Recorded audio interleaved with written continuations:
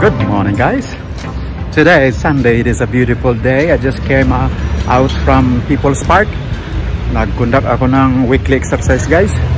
At as you can see, I did 2 rounds walking, 2 rounds jogging.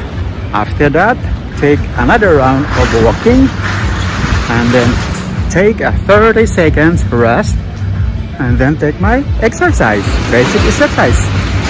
Pag mapawisan, paglabas, bumili ako ng taho at saka putok at nagkalamsal na ako, guys. So dandahan lang ako maglakad pa uwi para matunaw yung kinain ko. So dumaan ako dito, guys, sa Gaisano Mall, Grand Central, dito sa Ilo Street. So kwentuhan muna tayo, guys, sa mga bagay-bagay dito sa mundong ibabaw. Si Jessica pala, guys, gusto kong i-congratulate sa mga kaasinsuhan na nangyari sa buhay niya at ng kanyang partner na si Kevin, at magkaroon na silang mga sangayo, mga branches ng kanilang samyuan. Nagplano silang magtayo ng kapihan na ang pagkakaalam ko, ang pangalan ay Coffee Moo ni Jakey and Kabiri. Galing, no? So masaya ako sa tagumpay nila. Di mo akalain, no, nung unang mga panahon talagang naiba.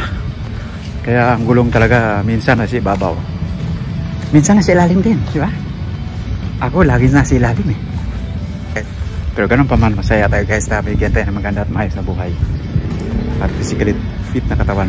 Kasi yan lang naman ang ating pinapanalangin. Mabuhay tayo marangal, wala tayong tinatapakan. Nakakain ng at least once a day, twice a day. Oh, very lucky na kung 3 times a day. But I'm not di ako nagpabayas sa sarili ko dahil nga gusto ko maging physically fit. Ayaw kong bumigat, lumaki, at gusto ko mapangalagaan ang aking katawan sa pamagitan ng aking kaalaman. So yun, guys, kasi tayo rin mga problema pagdating ng panahon.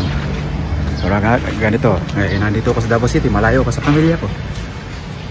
Saka nakakaya namang makikituloy ka sa mga kamag-anak na siyempre hirap din. Pare-pares tayo maghihirap. Ayaw mo lang, ako lang maghirap. Basta masaya lang ang pamilya ko, nakakain sila ng thrice or more a day, masaya na ako sa kanila. Ako naman naghihintay na lang ng oras ko. Masaya na ako sa kinahinatnan at naging experience ko sa buhay. So ako, guys, ay hindi sasakay na yung jeep, kundi maglalakad lang. Dahil kaya nga mag-exercise Kaya nga nag-walkathon, nag-jogging, nag-exercise. So lakad lang tayo. Yun na ang aking almusal, kirain kong puto. Pusok na ako doon.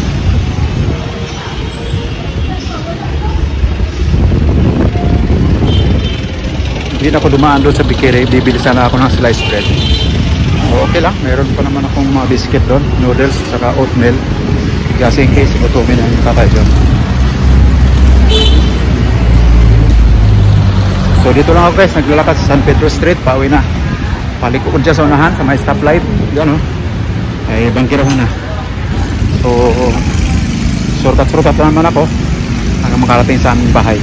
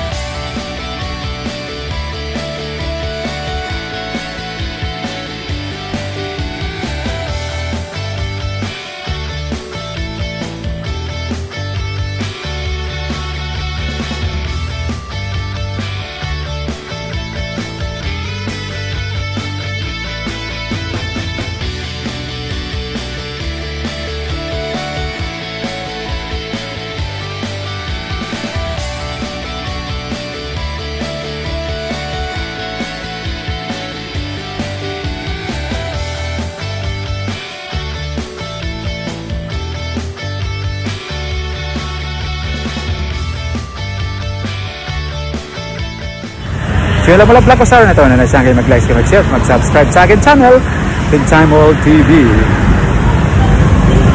Yes!